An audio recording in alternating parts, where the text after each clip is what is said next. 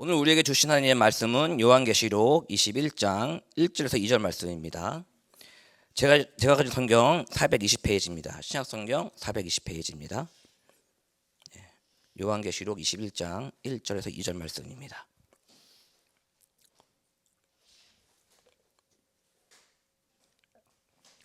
자신 줄 알고 읽겠습니다.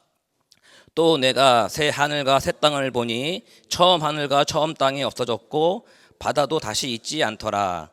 또 내가 봄에 거룩한 성 예루살렘이 하느님께서부터 하늘에서 내려오니 그 준비한 것이 신부가 남편을 위하여 단장한 것 같더라. 아멘. 오늘 드디어 본문에 나오듯이요, 새 하늘과 새 땅이 하늘로부터 내려오고 있습니다. 우리가 그렇게 기대하고 고대하는 하나님의 나라가 이제 보여지는 것인데요. 하나님의 나라, 새 하늘과 새 땅은요, 내려오는 것입니다. 우리가 글로 올라가는 것이 아니고 내려오는 것입니다. 이것은요, 하나님의 은혜는 주어지는 것이죠. 우리가 의지와 노력으로 얻는 것이 아니고 구원과 은혜는 하나님께서 내려주시는 것입니다. 지금 이거 짧은 이 메시지만큼만으로도 우리는 큰 은혜를 받는데요. 여기 단 한 절의 말씀에 깊은 메시지가 숨겨 있습니다. 왜 맨 처음에 만들었던 이 땅에 지금 살아가는 이 땅을 그대로 다시 이렇게 새롭게 하는 것이 아니고 완전히 다른 새 하늘과 새 땅을 만들어서 이렇게 내려와야 됐을까 생각해 보셨나요? 그리고 왜 바다는 없을까요? 보시면은 바다는 있지 않더라라고 기억하고 있습니다. 왜 새 하늘과 새 땅만 내려오고 또 바다는 없었을까? 이걸만 봐도요, 우리가 어떤 메시지, 깊은 메시지를 알 수가 있는데요. 여러분, 이 땅에 살아가는 이 상태가 지금 여러분은 어떤 거라고 생각하십니까? 하나님이 지으신 처음 그 상태라고 생각하고 있습니까? 아니죠. 창세기 3장 17절 보시면요, 제가 읽어드릴게요. 창세기 13장 17절 18절 말씀인데요. 아담에게 이르시되 내가 내 아내의 말을 듣고 내가 내게 먹지 말라 한 나무의 열매를 먹었은즉 땅은 너로 말미암아 저주를 받고 너는 평생에 수고하여야 그 손을 먹으리라. 땅이 내게 가시덤불과 엉겅퀴를 낼 것이라. 내가 먹을 것은 밭의 채소인즉 이라고 말하고 있습니다. 죄로 말미암아 처음 하나님이 만들었던 그런 모습이 아니라 죄의 저주를 받은 상태로 있는 땅이 이곳입니다. 그로 말미암아 남편들은 일을 해야 되는 것이고요, 아내들은 잉태를 해서 해산을 해야 되는 고통을 받게 되는 것이죠. 더욱이 지금 오늘 말씀처럼요, 땅이요 이제 우리에게 뭘 내요? 가시덤불과 엉겅퀴를 내는 겁니다. 우리가 살아갈 때 어려움과 또 고통을 준다는 거예요. 이 자연들이, 이 세상이. 그것처럼 이 땅은요 죄로 말미암아 더럽혀진 상태입니다. 그래서 우리가 살아가기에 쉽지 않아요. 그리고 이 세상과 우리는 자연과 대적하는 관계가 되어 있는 것입니다. 그래서 하나님은요, 예수님께서 올라가신 그 나라, 부활체 올라가신 그 나라처럼요, 우리가 이제 부활체가 될 건데요, 그러기 위해서 완전히 새로운 거룩한 완전한 나라를 준비해서 오셔야 되는 것이었습니다. 그렇다고 완전히 다른 게 아니에요. 우리가 예수님을, 부활하신 예수님을 바라본 것처럼 우리가 이 땅에 살아가면서 인식했던 모든 것들이 그대로 우리의 인식 속에 있는 것입니다. 단지 완전한 부활체, 그리고 완전히 하나님이 원하시는 그 상태로 변화되는 것이죠. 그리고 또한 바다가 없다는 것은 무슨 의미합니까? 여러분, 성경의 바다는요 어떠한 거였죠? 노아의 홍수로 말미암아 심판의 도구였답니다. 그래서 그들은요 바다 생각하면요 두려움이 있었어요. 그리고 심판이 있었고요, 무서웠습니다. 그래서 하나님은요 내려올 때 바다는 없애버린 거예요. 그것은 필요 없습니다. 그리고 요한계시를 보시면요, 바다에서 무엇이 올라옵니까? 용과 짐승이 올라오죠. 그것처럼 부정적인 존재입니다. 그래서 새나라 새 땅에 내려올 때는요 바다는 없이 내려오는 것입니다. 그렇다면 새하늘과 새 땅은요, 우리 다가올 하나님의 나라는 죄 저주도 없고 두려움도 없는 완전한 거룩함, 평강이 가득한 나라라는 것을 우리는 알 수 있습니다. 그러면서 2절을 보시면요, 하나님의 나라가 내려오는데 그것에 무엇이 있습니까? 거룩한 성 예루살렘이 있습니다. 이것이 무엇입니까? 신부가 남편을 위하여 단장한 것 같다라고 말하고 있습니다. 성경에 나오는 신부는 무엇을 또 의미합니까? 교회를 의미하죠. 이것을요 같은 장에 보시면은 확실히 알려주고 있는데요. 9절 후반절과 10절을 보시겠습니다.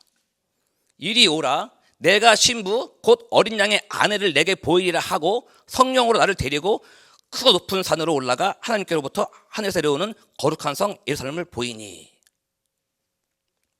예, 나오죠? 신부 곧 어린 양의 아내를 내게 보이리라. 어린 양은 누굽니까? 예수님이죠. 예수님의 신부는 누굽니까? 교회입니다.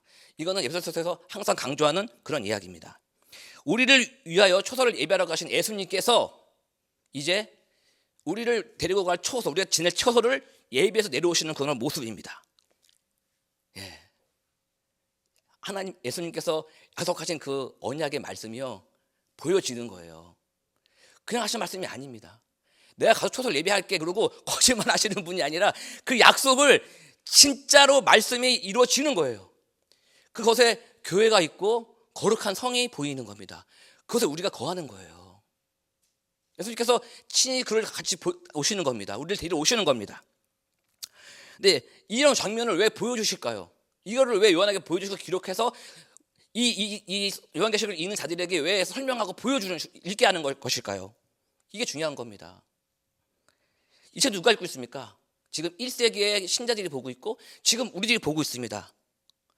새로 새 땅은 아직 오지 않았어요. 하나님의 나라는 아직 오지 않았어요. 그렇죠? 네, 질문 하나 하겠습니다.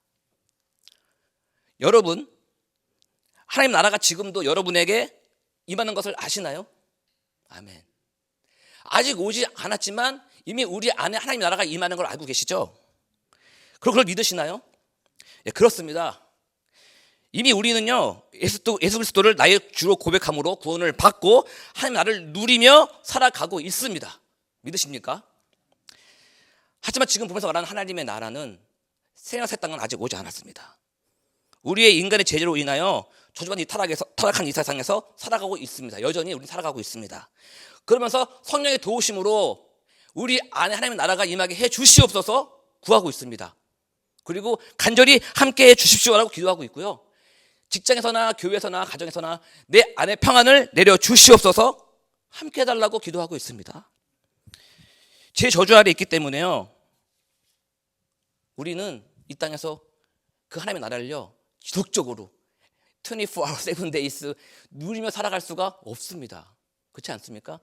여러분, 에브리데이 하나님의 나라를 내 안에서 심고 살아가고 있습니까? 그렇지 않죠. 그 생활을 하다가도요, 누군가가 나의 감정을 건들거나 신기를 불편하게 하면 어떡합니까? 나 교회를 나가든지 그러면 내가 해코지를 해야 되겠다, 그런 말 들지 않습니까? 이것은요, 하나님의 나라가 내 안에 없는 거죠. 내 안에 바벨론이 세워지고 있는 것입니다. 가정에서도 마찬가지죠. 부부 관계, 또 부모와 자녀 관계에서도 그것이 불화가 있고 다툼이, 분쟁이 있다면 하나님 나라가 없는 것입니다. 결국 각자의 바벨론이 세워져 가고 있는 것이죠. 그리고 또 무엇이 있습니까? 세상 예수님을 믿지 않고 그냥 세상적으로 살아가는 사람들의 그 삶을 보면서 너무 멋있습니다. 좋은 데 가고 좋은 차, 큰 집을 살아가고 있습니다. 그걸 보면서 어떤 마음이 드십니까? 아, 나도 저렇게 한번 열심히 일만 해서 돈을 벌어서 살아볼까라는 그런 유혹이 있지 않습니까? 결국에는 나의 마음속에 하나님 나라가 없어지는 것이죠. 존재하지 않는 것입니다. 작아지는 것입니다. 그곳에 바벨론이라는 큰 성이 내 안에 들어오고 있는 것이죠. 이런 것이 우리의 모습입니다. 더 많은 상황들이 있겠죠. 그렇죠? 더 많은 그런 우리를 유혹하는 말들이 많이 있겠죠. 하지만 이 세상을 살아가면서 이렇게 넘어질 때가 있는 것입니다. 그렇죠? 실수도 하고요. 나의 이길 생각과 감정들로 실망할 때도 있습니다. 내 자신에게 내가 왜 그런 생각을 했을까, 그런 말을 했을까라고 우리가 후회할 수도 있는 것입니다. 실수가 넘어질 때도 있는 것입니다. 정말 그로 인하여 하나님을 떠나서 내가 신앙을 버리고 그냥 세상에 나가서 제 상관없이 살아가고 싶은 마음도 있을 것입니다. 하지만 우리는 그렇게 살지 않게 되죠. 쉽습니까? 여러분, 마음속에 내 믿음을 버리고 교회를 떠나고 그냥 내 자유롭게 살아서 남부르지 않게 살 거라고 마음은 먹지만 그렇게 되나요? 그렇게 되지 않죠. 가만히 차원이 앉아있으면 무슨 생각이 듭니까? 그래, 하나님, 내가 이만 먹은 거는 잘못한 거지. 하나님, 나가야 되겠다. 포기하지 말아야 되겠다. 다시 믿음을 붙잡아야 되겠다. 회개해야 되겠다. 하나님을 다시 한번 찾게 되죠. 왜 그럴까요, 여러분? 세상의 유혹과 그런 나의 그런 실패로 실수로 인해서 망가진 나의 마음이 가만히 있으면, 다시 묵상을 하고 있으면 하나님께서 내 마음을 주시는 거잖아요. 다시 나에게 돌아오라. 이것이 왜 그럴까요? 이것이 하나님께서 어린 양의 피를 묻히시고 성령의 인치심을 받은 자들에게까지 보호하시고 인도하시는 증거입니다. 그리고 우리는 그 하나님의 나라를 체험해 봤기 때문에, 구원의 감격을 체험해 봤기 때문에 그걸 놓칠 수가 없는 거예요. 왜? 은혜가 더 크기 때문에 그런 모든 나의 실수와 그런 아픔들을, 고통들은 이겨낼 수 있는 것이죠. 이런 믿음의 주기가 반복되는 가정에 있다는 것입니다. 쓰러지고 일어나고 쓰러지고 일어나고, 초대교회 사람들에게도 동일하게 이런 상황이었을 거예요. 로마의 핍박과 박해로 인해서 흔들리는 나의 믿음이, 그냥 세상에 나갈까? 믿음을 버리고 나의 생명을 위해서 나갈까? 그런 상황 속에서 이 메시지를 주시는 것입니다. 네. 그래서 오늘 본문 3절 4절을 보겠습니다. 4절 말씀입니다. 함께 읽겠습니다.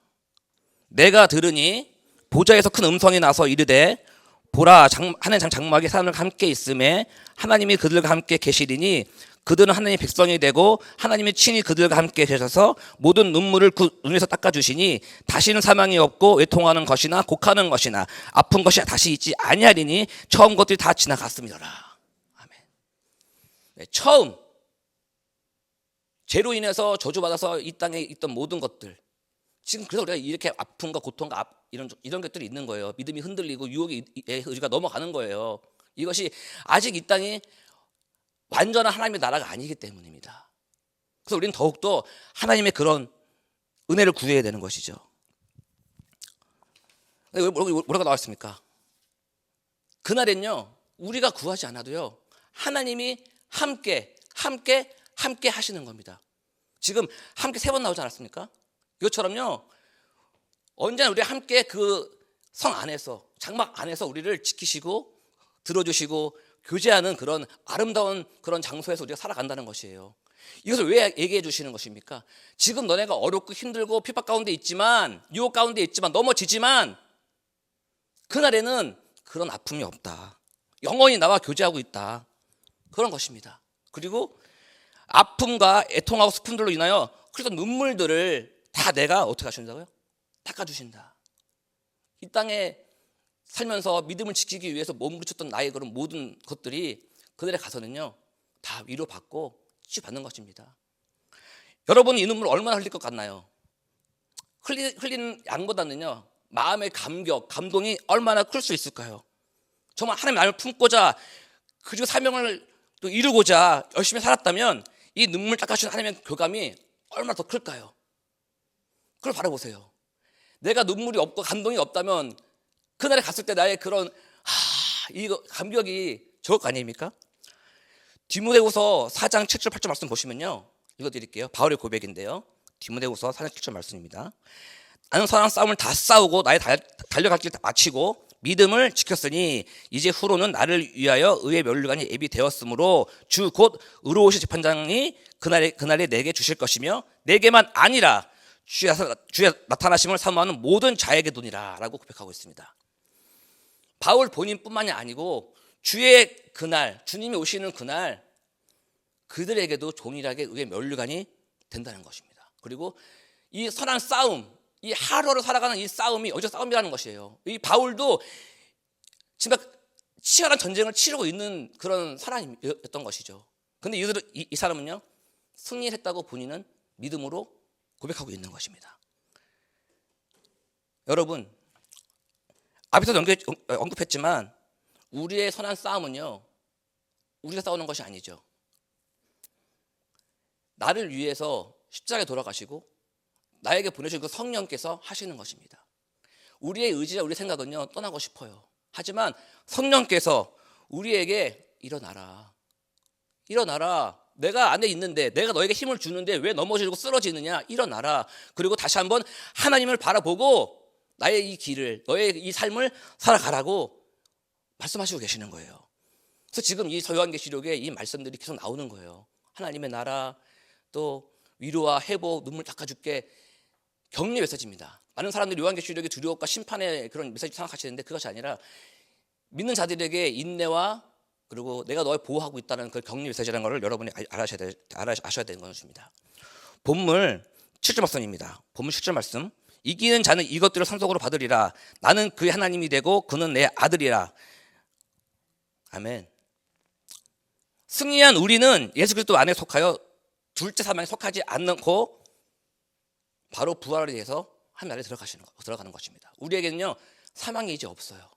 부활만 있는 것입니다. 우리는 이 땅에서 하나님의 나라를 이미 받아서 누리고 있습니다. 믿으십니까? 하지만 매 순간 영원히 누리지 못합니다. 그렇죠? 우리에게 예비된 완전하고 영원하며 거룩한 하나님을 바라보며 나아가는 저와 누구 십자가 교회 되기를 예수님의 이름으로 축복하고 기도합니다. 아멘. 기도하시겠습니다. 하나님 아버지 감사합니다. 저에게 하나님의 나라에 들어갈 수 있는 믿음을 주시고 새 하늘과 새 땅의 거룩함을 참여할 수 있는 은혜를 주심을 감사를 드립니다.